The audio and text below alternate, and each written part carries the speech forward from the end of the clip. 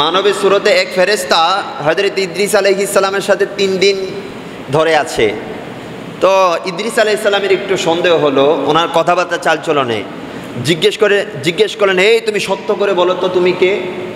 আমার তো তোমাকে মানুষ মনে হচ্ছে না, সত্যি করে বলো তুমি কে? তখন ওই ফেরেশতা বলল যে আমি হচ্ছি মালাকুল মউত আজরাইল আলাইহিস সালাম। জোরে বলেন। যে 3 দিন ধরে আজরাইল আলাইহিস সালাম মানব সুরতে হযরত ইদ্রিস আলাইহিস সালামের সাথে ওঠা বসা। জিজ্ঞেস করলেন, কেন এসেছো? আমার জান কবজ করার জন্য এসছো? তখন আজরাইল আলাইহিস সালাম বলে, না, আপনার জান কবজ করার অর্ডার আল্লাহ আমাকে এখনো দেয় নাই। আমি আপনার জান কবজ করার জন্য আসি নাই। আমি আপনার সাথে ভ্রাতৃত্ব বন্ধনে আবদ্ধ হতে, আপনার সাহচর্যে থাকতে, আপনার সোহবতে থাকতে এসেছি। জুড়ে বলেন। তখন হযরত সৈয়দনা ইদ্রিস আলাইহিস সালাম বললেন, ঠিক আছে, আমি তোমাকে আমার সাথে রাখতে পারি, আমি তোমাকে ভ্রাতৃত্ব বন্ধনে আবদ্ধ করতে পারি, তবে আমার শর্ত আছে একটা। বলছে, কি শর্ত? বলতেছে, আমাকে মৃত্যুর স্বাদ গ্রহণ করাইতে হবে। জোরে বলেন না। বলতেছে, আমি তোমাকে আমার সাথে রাখতে পারি, শর্ত হচ্ছে আমাকে মৃত্যুর স্বাদ গ্রহণ করাইতে হবে। কারণ আমি মৃত্যুর স্বাদটা একটু নিতে চাই। আমি যদি মৃত্যুর স্বাদটা নেই তখন আমার মধ্যে আমি ভয় পাবো, আমি আল্লাহর নাফরমানি থেকে দূরে থাকতে পারবো। আমি দেখতে চাই মৃত্যুর এই স্বাদটা কেমন। হযরতে আজরাইল আলাইহিস সালাম আল্লাহর কাছে ফরিয়াদ করলেন, আল্লাহ, আপনার নবী ইদ্রিস চাচ্ছে তাকে যেন মৃত্যুর স্বাদ একটু গ্রহণ করায়, আপনি কি বলেন?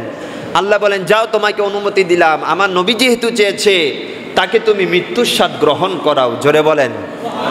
তো হযরতে সৈয়দনা ইদ্রিস আলাইহিস সালামকে মৃত্যুর স্বাদ গ্রহণ করানো হলো। তো মৃত্যুর স্বাদ গ্রহণ করিয়ে আবার পুনরায় ওনাকে জীবিত করা হলো। জীবিত করে হযরতে আজরাইল আলাইহিস সালাম জিজ্ঞেস করলেন, এ আল্লাহর নবী ইদ্রিস আলাইহিস সালাম, আপনি তো মৃত্যুর স্বাদ গ্রহণ করলেন, একটু বলেন তো মৃত্যুর স্বাদটা কেমন? একটু বলেন, আপনি যে মৃত্যু গ্রহণ করেছেন, আপনার এই রূহ থেকে যখন জানটা কবজ করা হয়েছে, আপনার জান থেকে যখন রূহটাকে কবজ করা হয়েছে, আপনার কেমন লেগেছে একটু বলেন তো। তখন হযরতে সৈয়দনা গভীর মনোযোগ, আজকে যারা আমরা মৃত্যুকে ভয় পাই না, দেখেন হযরতে সৈয়দনা ইদ্রিস আলাইহিস সালাম বলল, মৃত্যুর স্বাদ এটা যে এত ভয়ানক আগে জানতাম না। আমার মনে হয়েছে একজন জীবন্ত মানুষের তার এই মাথা থেকে পা পর্যন্ত যে চামড়াগুলা আছে, এই চামড়াগুলা এভাবে টেনে টেনে ছিঁড়ে ফেললে যেরকম কষ্ট হয়, মৃত্যুর সময় আমার এরকম কষ্ট লেগেছে। চিন্তা করেন মৃত্যু কত ডেঞ্জারাস একটা জিনিস। বলতেছে, একটা জীবন্ত মানুষের গোটা মাথা থেকে পা পর্যন্ত টেনে হিচড়ে ছিঁড়ে ফেললে যেরকম কষ্ট, আমার এরকম কষ্ট হয়েছে। তখন আজরাইল আলাইহিস সালাম বলল যে এটা তো খুব মামুলি, আপনাকে আমি খুব সহজ পন্থায় আপনার জান আমি কবজ করেছি। যারা নাফরমান নাখান্দা তাদের জান আরো কঠোর পদ্ধতিতে আমি কবজ করব। তো হযরতে সৈয়দনা ইদ্রিস আলাইহিস সালামকে জীবিত করা হলো। তারপর ইদ্রিস আলাইহিস সালাম বলল, আমার আরেকটা শর্ত আছে। কি শর্ত? বলতেছে, আমি দুজকে একটু পরিভ্রমণ করতে চাই, আমি একটু জাহান্নামে ঘুরে আসতে চাই, তুমি আমাকে জাহান্নামের দিকে নিয়ে চলো। তখন হযরতে আজরাইল আলাইহিস সালাম ইদ্রিস আলাইহিস সালামকে জাহান্নামের দিকে নিল। জাহান্নামে নিয়ে যখন ওনাকে জাহান্নামের ভিতর যখন নেওয়া হলো, ইদ্রিস আলাইহিস সালাম গোটা জাহান্নাম পরিভ্রমণ করলেন, জাহান্নাম থেকে বের হয়ে গেলেন। তারপর বললেন, আমি জান্নাত দেখতে চাই। বলছেন, জান্নাত দেখতে চান? অবশ্যই আপনাকে জান্নাত দেখাবো, তবে একটা শর্ত আছে, আপনি জান্নাতে গিয়ে আর জান্নাতে থেকে যাইতে পারবেন না। হ্যাঁ, আপনি জান্নাতে গিয়ে ওইখানে আর অবস্থান করতে পারবেন না, জান্নাত দেখে আবার চলে আসতে হবে। জোরে বলেন। দেখেন ইদ্রিস আলাইহিস সালাম কত বুদ্ধিমান ছিল, গভীর মনোযোগ। বলতেছে যে আপনি জান্নাতে ঢুকবেন ঠিক আছে, কিন্তু জান্নাত থেকে আবার বের হয়ে আসতে পারবে, যদি এই প্রতিশ্রুতি দেন তাহলে আমি আপনাকে জান্নাত দেখাইতে পারি। বলছে, হ্যাঁ ঠিক আছে, আমি জান্নাতে ঢুকবো আবার বের হয়ে আসব। তো ইদ্রিস আলাইহিস সালাম জান্নাতে ঢুকছেন। ওনার যে জুতা মুবারক ছিল, এই পাদুকা মুবারক, জুতা মুবারক খুলে উনি জান্নাতের মধ্যে প্রবেশ করলেন।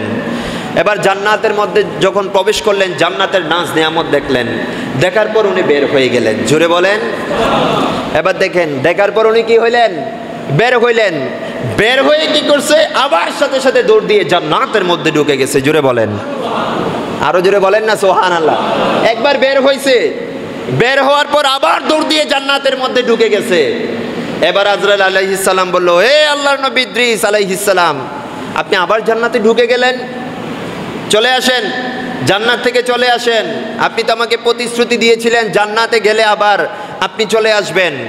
তখন আল্লাহর নবী ইদ্রিস আলাইহিস সালাম কি বলল দেখেন, বলতেছে, হে আজরাইল, জান্নাতে ঢুকেছি জান্নাত থেকে বের হওয়ার জন্য না, রব্বুল আলামিন জান্নাতে যাওয়ার জন্য যে ক্রাইটেরিয়াগুলো, যেই শর্তগুলো দিয়েছেন, প্রত্যেকটা শর্ত আদা করে আমি ইদ্রিস আজকে জান্নাতের মধ্যে ঢুকেছি। জোরে বলেন। সে কি কি শর্ত বলছে? আল্লাহ তো বলছে জান্নাত কখন? প্রথমে আগে মৃত্যুবরণ করতে হবে, মৃত্যুবরণ করার পর আগে জান্নাতীদেরকে আগে জাহান্নাম দেখানো হবে, দোজখ দেখানো হবে, তারপর ওই জান্নাতি জান্নাতের মধ্যে প্রবেশ করবে। এবার তুমি সাক্ষী আছো, আল্লাহ পাক রব্বুল আলামিন প্রথম আমাকে মৃত্যু দিলেন, তারপর আমি দুজকের মধ্যে ঘুরলাম, তারপর আমি বেহেশতের মধ্যে তোমার কথা মতো প্রবেশ করেছি, আবার বের হয়েছি। কিন্তু এখন যেটা আমি প্রবেশ করেছি ওইটা তো আর তোমার কথায় আমি প্রবেশ করি নাই, এটা আল্লাহ হুকুম দিয়েছেন বিদা আমি প্রবেশ করেছি। জুড়ে বলেন না সুবহানাল্লাহ। এতক্ষণ তোমার কথাই চলেছি, জান্নাতে যেতে একবার ঢুকে গিয়েছি, এই জান্নাত থেকে বের হওয়ার জন্য ঢুকি নাই। জুড়ে বলেন না সুবহানাল্লাহ। জান্নাতে আমি আবাদুল আবাদ থাকবো। আজরাইল আলাইহিস সালাম আল্লাহর দরবারে নালিশ করেন, আল্লাহ দেখেন না, আপনার কথা মতো আপনি ইদ্রিসকে জান্নাতের মধ্যে ঢুকাইলাম, তিনি তো আর বের হচ্ছে না।